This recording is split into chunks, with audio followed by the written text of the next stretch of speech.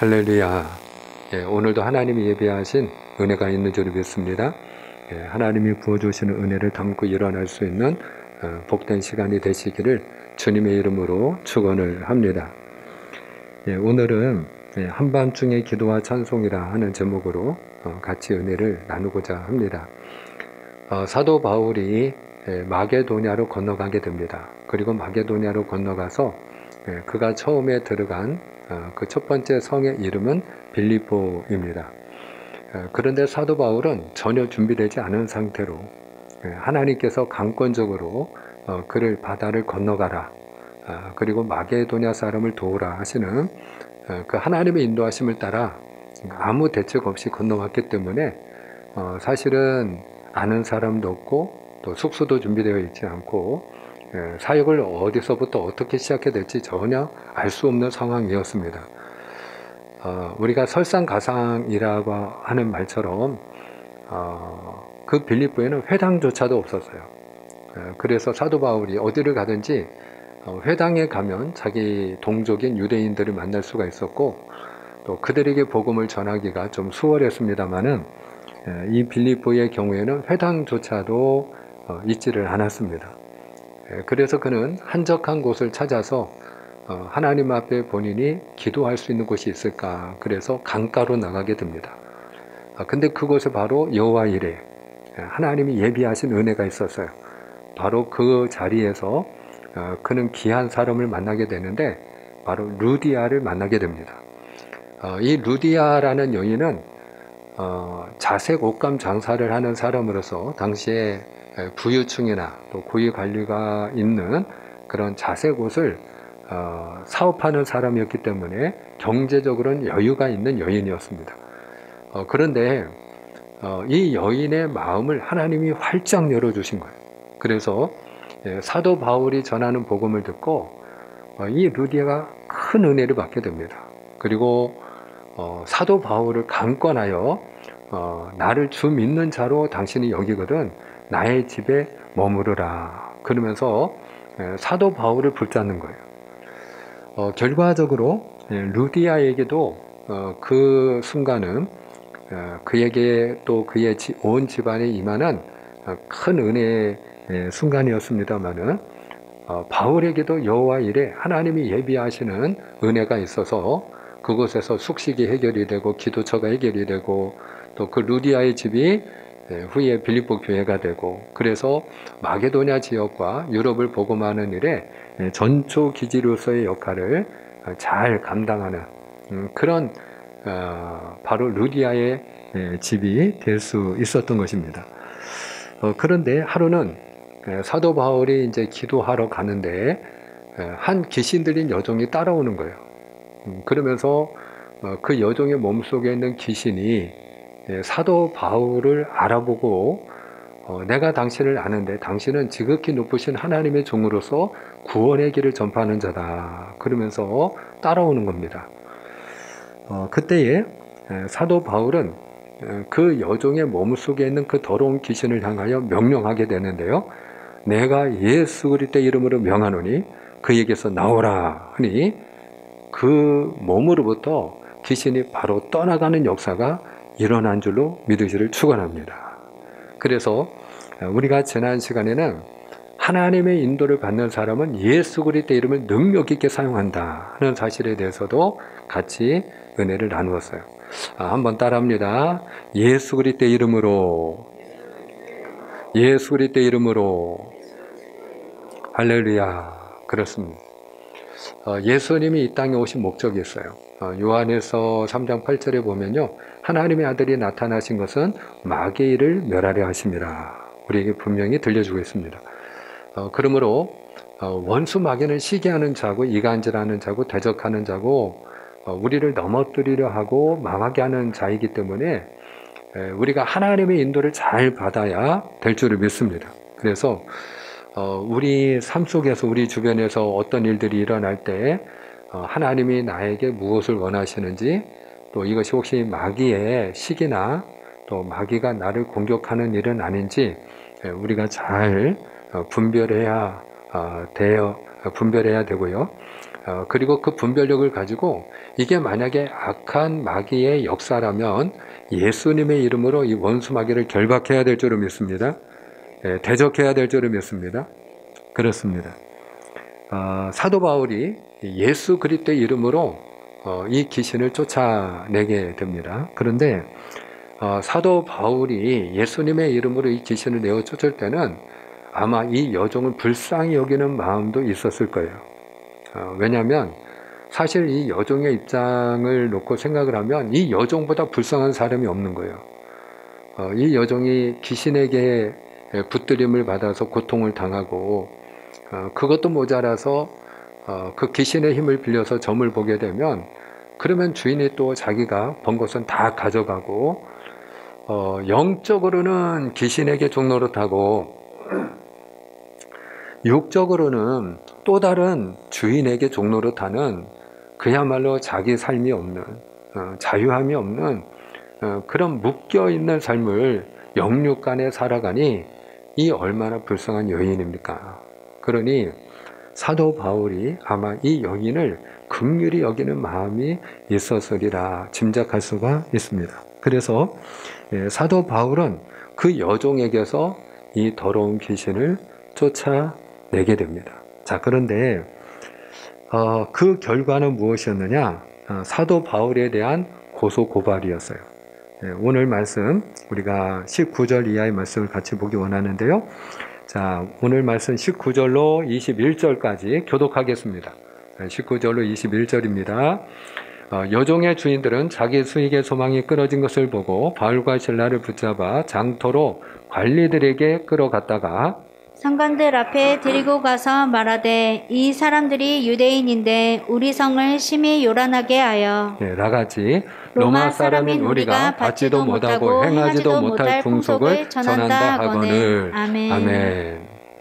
자, 여기 보니까 귀신 들린 여종의 주인들이 바울과 실라를 고발하게 됩니다.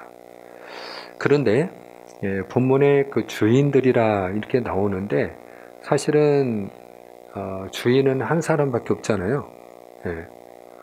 그런데 왜 주인들이라고 했을까? 아마 그 바울과 실라를 고발할 때에 주인뿐만 아니라 그 주인 집안에 속한 그 집안 식구들이 다 같이 같은 마음으로 고발을 했기 때문에 이 여종의 주인들이라 그렇게 표현한 것으로 보여집니다. 근데 이 여종의 주인들이 바울과 실라를 고발할 때 그 고발한 제목이 무엇입니까? 우리가 받지도 못하고 행하지도 못할 풍속을 전한다.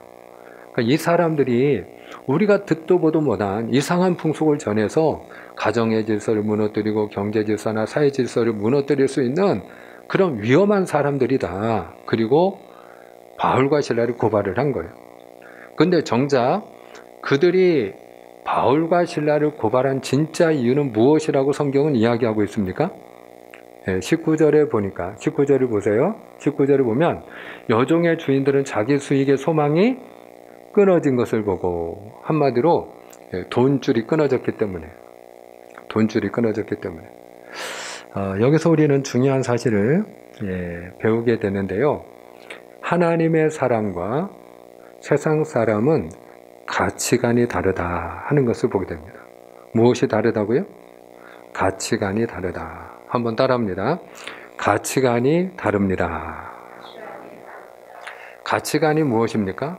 가치를 보는 눈이에요.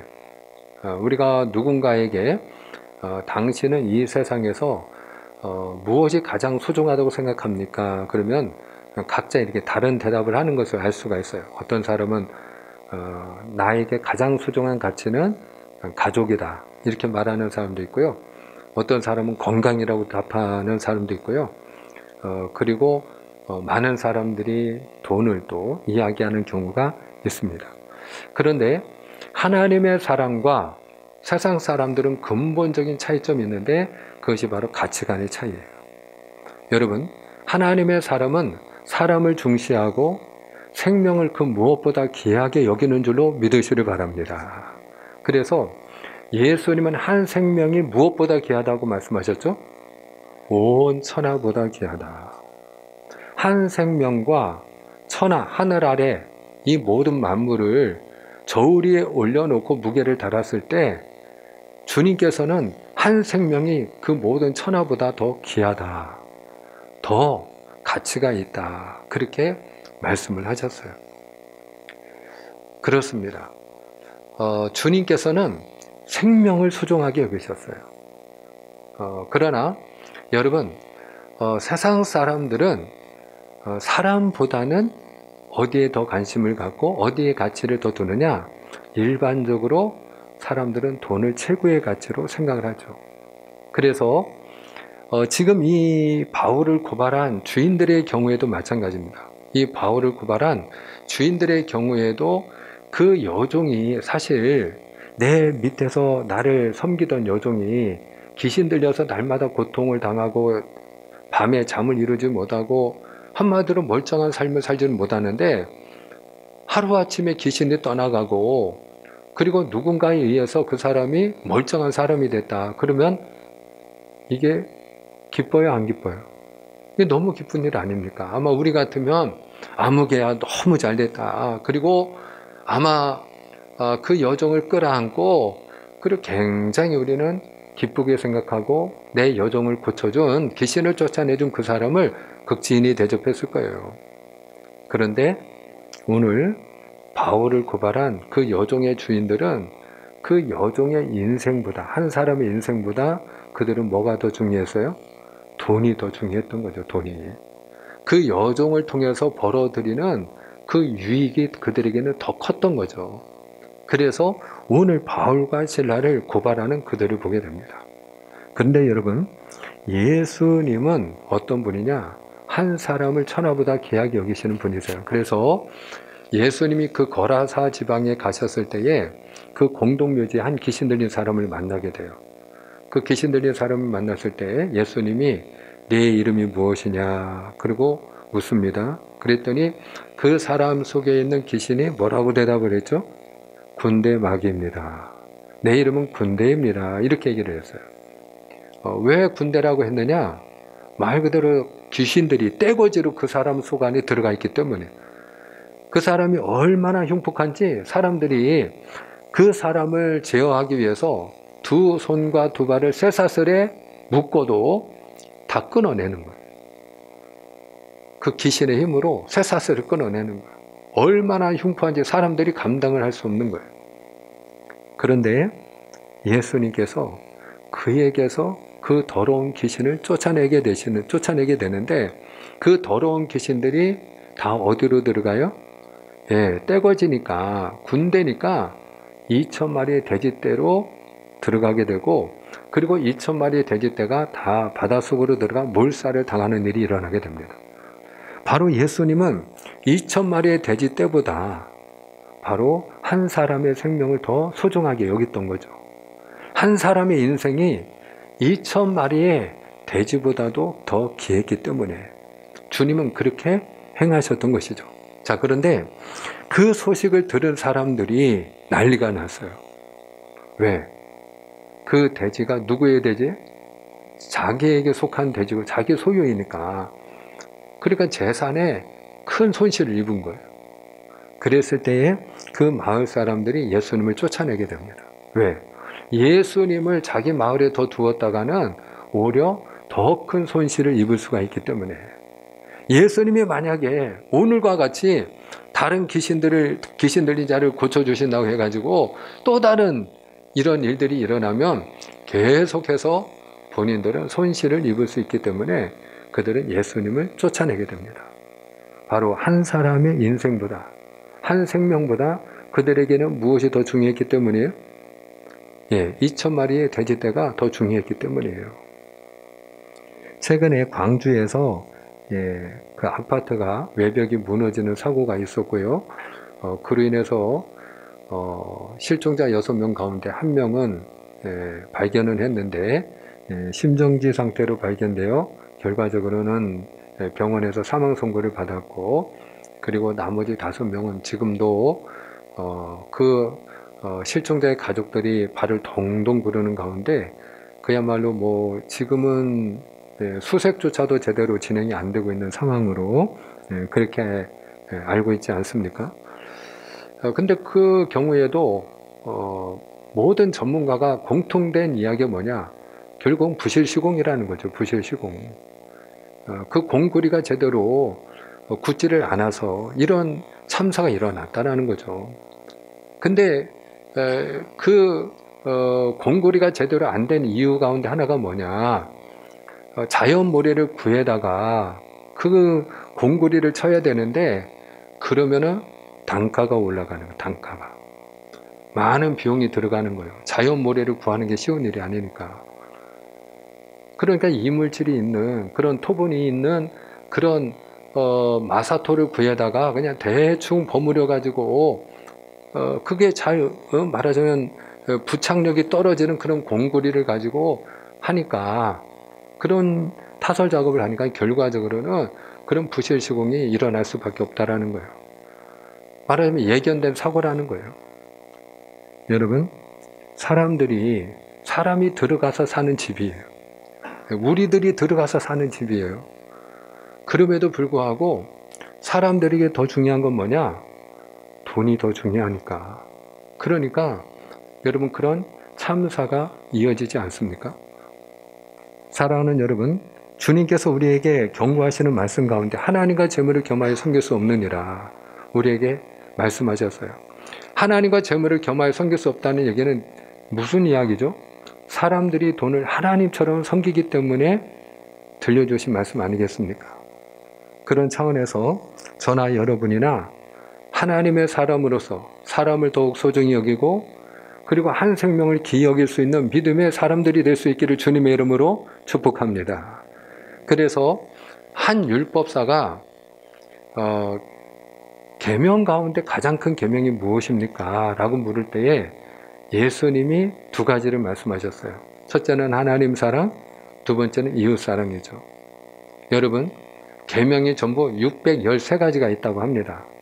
248가지는 하라는 계명이고 365가지는 하지 말라는 계명인데, 그런데 중요한 건 이 모든 계명을 다 엑기스로 꽉 짰을 때 주님은 한마디로 사랑에 대해서 말씀하셨어요. 위로는 하나님을 사랑해라. 그리고 아래로는 사람들을 사랑해라. 결국 하나님이 우리에게 원하는 게 뭐냐? 하나님이 가장 귀하게 여기는 게 뭐냐? 사랑인 줄로 믿으시를 바랍니다. 우리가 잘 아는 그 고린도전서 13장의 결론이 무엇입니까? 믿음, 소망, 사랑 이 세 가지는 항상 있을 것인데 그 중에 제일은 무엇이라? 사랑이라. 그렇습니다. 잘 사는 사람은 어떤 사람이냐? 여러분, 돈을 많이 버는 사람이 잘 사는 사람이 아니고요. 그는 그냥 부자로 사는 것이고요. 우리가 잘 사는 사람은 하나님의 뜻대로 사랑하며 사는 사람인 줄로 믿습니다. 그래서 하나님이 우리에게 그 주신 시간 동안 누구나 다 때가 있잖아요.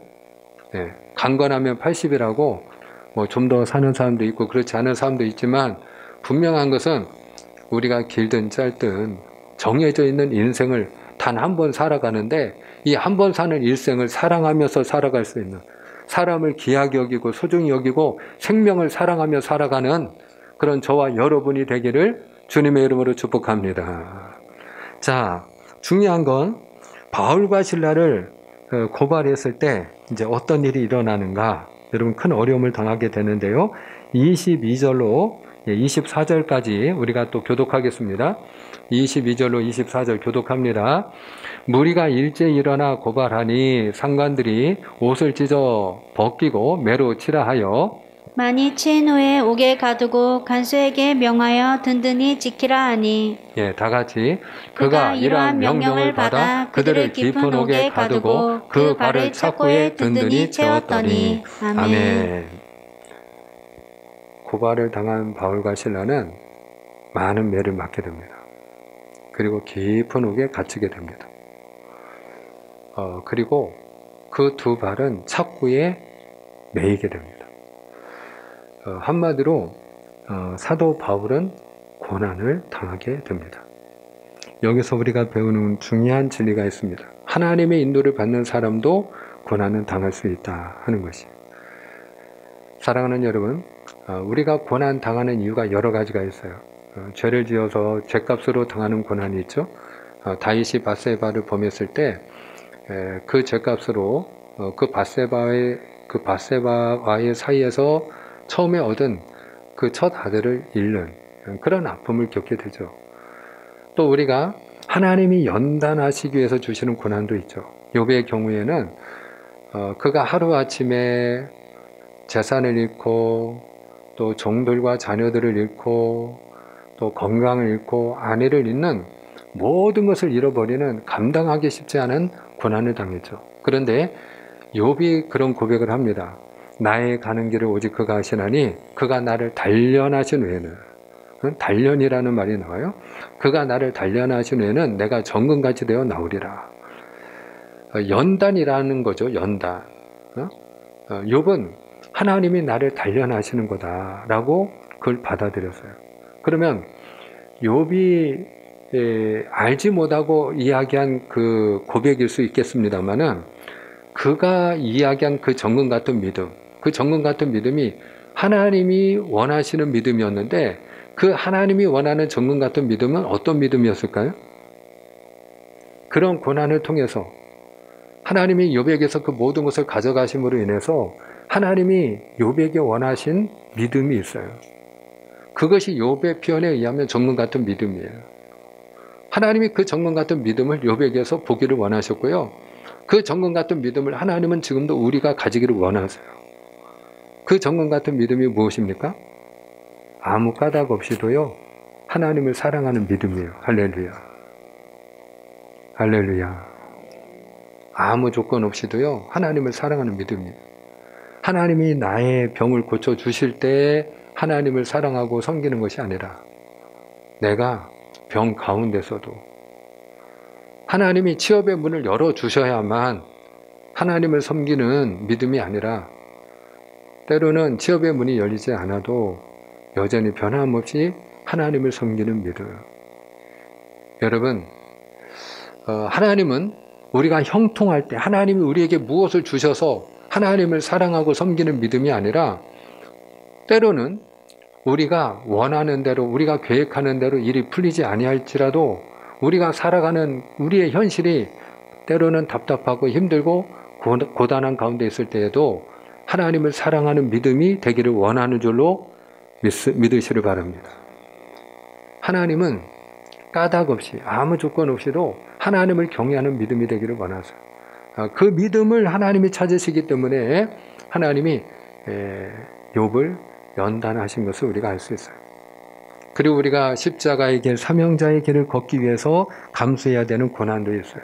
오늘 바울의 고난이 바로 사명자의 길을 걷기 위해서 그가 복음을 전했기 때문에 당하는 고난이었죠. 중요한 것은 고난 당할 때 그의 반응인데요. 자, 오늘 이와 같이 많은 매를 맞고 깊은 감옥에 갇히게 되고 두 발은 착고에 매이게 된 그 바울과 실라가 어떻게 했는가? 25절을 같이 있습니다. 자, 25절 중요합니다. 시작. 한밤중에 바울과 실라가 기도하고 하나님을 찬송하며 제수들이 듣더라. 아멘. 자, 따라하십니다. 기도하고 찬송했습니다. 그렇습니다. 한밤중에 깊은 옥에서 그 고난 중에 사도 바울과 실라는 기도하고 찬송을 했습니다. 사랑하는 여러분, 저는 주님의 이름으로 축복합니다. 내가 원하는 대로 일이 풀리지 않고 또 나의 삶이 고단하고 괴롭다 할지라도 항상 하나님 앞에 오히려 그 일로 인하여 더욱 기도하는 사람, 그 고난 중에도 하나님을 찬송하는 믿음의 사람들이 될 수 있기를 주님의 이름으로 축복합니다. 기도하고 찬송했습니다. 많은 사람들의 경우에는 고난을 당하면 원망하고 불평합니다. 그리고 하나님을 의심하고 낙담하고 넘어집니다. 하나님이 계시면 어떻게 이럴 수 있느냐고, 하나님이 나를 사랑하시면 어떻게 이럴 수 있느냐고, 하나님이 나와 함께 하시면 어떻게 이럴 수 있느냐고. 그런데 여러분, 우리가 기억해야 될 것은 하나님의 인도를 받는 사람도 고난을 당할 수 있다는 것입니다. 그리고 무엇보다 하나님의 인도를 받는 사람은 고난 중에도 기도하고 찬송하는 줄로 믿습니다. 오늘 바울과 실라가 하나님의 인도함을 받는 중에 고난을 당했을 때 기도합니다. 그리고 찬송합니다. 저는 사실 우리가 고난당할 때 원망하거나 불평하지 않고 기도하는 믿음만 돼도 너무 귀한 믿음이라고 생각합니다. 왜? 낙담하지 않고. 누구나 다 낙담할 수 있는데 낙담하지 않고 기도한다. 하나님 앞에 엎드린다. 엎드리면 사는 줄을 믿습니다. 엎드리면 길이 열리는 줄을 믿습니다. 엎드리면 살아계신 하나님을 만나게 되는 줄을 믿습니다. 그러니까 우리가 기도하는 믿음이 얼마나 귀한지 몰라요. 그런데 여러분, 찬송하는 건 쉬운 일이 아닙니다. 고난 중에 찬송하는 거, 그건 쉬운 일이 아닙니다. 원망하지만 않아도, 불평하지만 않아도, 탄식하지만 않아도, 실족하지만 않아도 훌륭한 것이고, 한 걸음 더 나가서 하나님 앞에 그 고난을 해결해 달라고, 문제를 해결해 달라고 기도하는 믿음이라면 더욱 귀한 믿음이 아닐 수 없는데, 여러분, 어떻게 고난 중에 찬송을 할 수가 있었을까요? 자, 우리가 그 답을 고린도후서 12장 10절에서 좀 찾기 원하는데요. 사도 바울이 이런 고백을 합니다. 고린도후서 12장 10절 함께 했습니다. 그러므로 시작. 그러므로 내가 그리스도를 위하여 약한 것들과 능력과 궁핍과 박해와 공고를 기뻐하노니 이는 내가 약한 그때에 강함이라. 아멘. 그가 당하는 고난이 그리스도를 위한 고난이었기 때문에 그는 찬송할 수 있었어요. 그리고 무엇보다도 오히려 내가 약한 그때의 강함이라.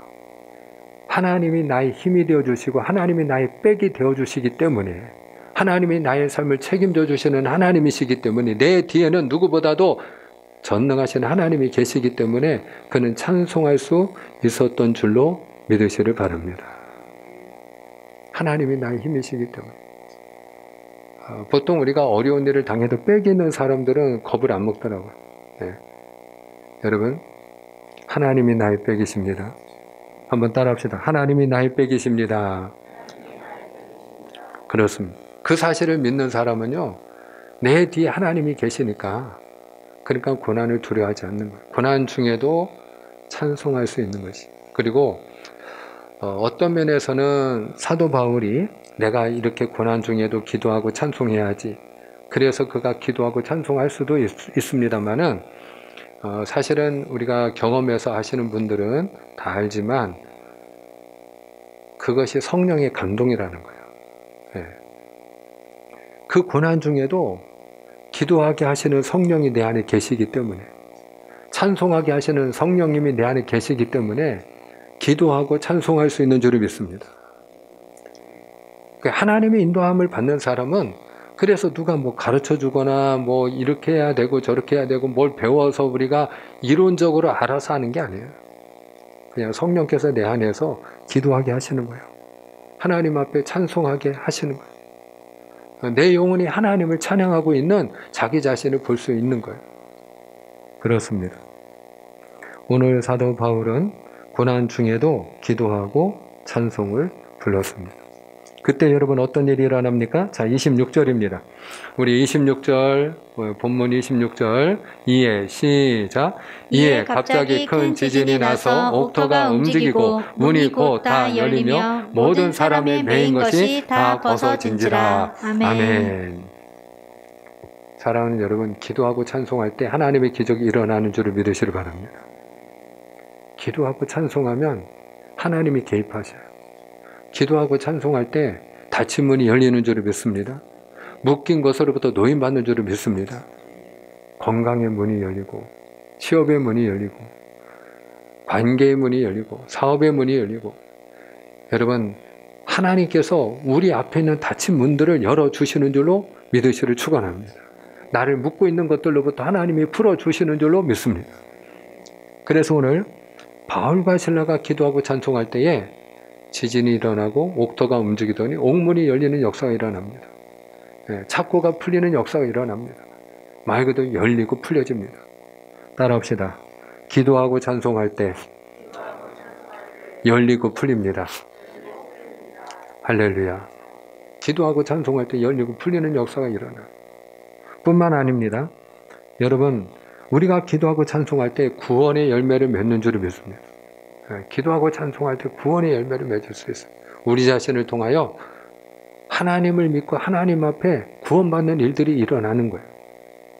오늘 말씀에 보면은 옥문이 열리니까 죄수들이 다 도망간 줄 알고 간수가 자결을 하려고 합니다. 그때에 바울과 실라가 뭐라고 해요? 네 몸을 상하지 말라. 네 몸을 해하지 말라. 우리가 다 여기 있느니라. 이 간수가 깜짝 놀랍니다. 왜? 옥문이 열렸는데 도망을 안 가고 여전히 그 깊은 감옥 안에 그 두 사람이 앉아 있었기 때문이에요. 그때 여러분, 이 간수가 두려움을 느끼고 그들의 영적 권위 앞에 무릎을 꿇고 그리고 이런 고백을 해요. 내가 어떻게 하여야 구원을 받으리까? 굉장히 중요한 질문이에요. 굉장히 중요한 질문이에요. 하나님이 하시는 일을 통해서 그들이 하나님의 사람이라는 것을 직감적으로 깨달은 그 간수가 던진 질문, 내가 어떻게 하여야 구원을 받으리까? 그때 여러분, 사도 바울이 어떻게 이야기합니까? 자, 오늘 본문 31절로 34절 중요합니다. 교독하겠습니다. 이르되 주 예수를 믿으라. 그리하면 너와 내 집이 구원을 받으리라 하고, 주의 말씀을 그 사람과 그 집에 있는 모든 사람에게 전하더라. 그 밤 그 시각에 간수가 그들을 데려다가 그 맞은 자리를 씻어주고 자기와 그 온 가족이 다 세례를 받은 후 그들을 데리고 자기 집에 올라가서 음식을 차려주고 그와 온 집안이 하나님을 믿음으로 크게 기뻐하니라. 아멘, 아멘. 주 예수를 믿으라. 그리하면 너와 내 집이 구원을 얻으리라 선포할 때에 이 간수와 그 온 집이 세례를 받고 주 예수를 믿고 하나님을 섬김으로 온 집이 기쁨이 가득했다. 그렇습니다. 바울과 실라가 그 고난 중에도 기도하고 찬송할 때 간수와 그 온 집이 구원받는 열매가 맺어진 줄로 믿으시면 아멘입니다. 맺고자 합니다. 사랑하는 여러분, 우리가 기도하고 찬송하면요, 문이 열려요. 문이 열립니다. 어떤 때는 우리가 너무 힘들면 기도문도 안 열릴 때가 있어요. 기도문도 막힐 때가 있어요. 기도는 하고 싶은데, 기도는 해야 되겠는데 기도문이 안 열리는 거예요. 무엇을 어떻게 기도해야 될지도 모르는 거예요. 그런 경험을 아마 여러분들이 많이 하셨을 거예요. 그런데 여러분, 찬송이 능력입니다. 기도가 안 될 때 찬송을 부르는 믿음이 되기를 바랍니다. 그럼 우리가 찬송을 부르면 기도의 문도 열리는 줄을 믿습니다. 이 찬송이 얼마나 큰 능력이 있는지, 우리가 찬송할 때 닫힌 문들이 열리는 역사가 일어나요. 그래서 기도의 문이 열리고 은혜의 문이 열리고 마음의 문이 열리고 하늘의 문이 열리고 은혜의 문이 열리고 문들이 열려지는 줄을 믿습니다. 그래서 저는 주님의 이름으로 축복하는 것은 사랑하는 우리 교회 가족들이 하나님 앞에 이렇게 믿음으로 예배할 때 여러분들이 이미 그렇게 잘하고 계시지만 이왕 하나님 앞에 예배 드리실 때 10분만 더 투자하세요. 그래서 10분 전에 오셔서 기도하시고 그리고 하나님의 은혜를 찬양할 때 여러분 마음의 문이 열리고요, 은혜의 문이 열리고요, 그리고 하늘의 문이 열리는 줄을 믿습니다. 그래서 하나님이 주시는 은혜가 달라요. 찬송이 능력이기 때문에 열리는 역사가 일어납니다. 실제적으로 우리의 삶 속에서 묶여있는 것들이 풀어지는 역사가 일어나는 줄을 믿으시길 바랍니다.